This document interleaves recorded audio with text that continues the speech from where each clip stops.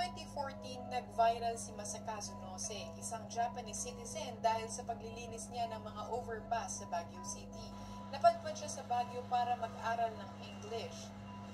To think na yung Japanese, yung foreign people, yung nagkikare sa Baguio, yung nagkikare sa community natin is really overwhelming kasi ibig sabihin, na-appreciate nila yung ganda ng Baguio, na-appreciate nila kung ano yung kayang ibigay ng nature natin. Parang masakit din sa loob yung ibang lahi pa yung di ba? Yes. So, para mamitigate naman yung kahihiyan ba?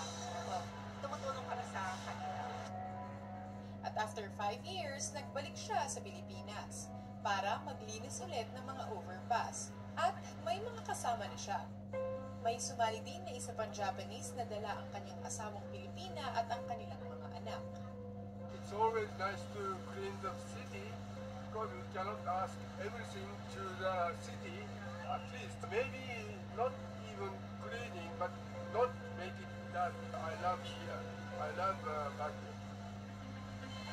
Bali ngayon, nandito na tayo sa third overpass na nililinis ng Japanese natin na nasusundan natin hanggang sa matapos niya yung paglilinis.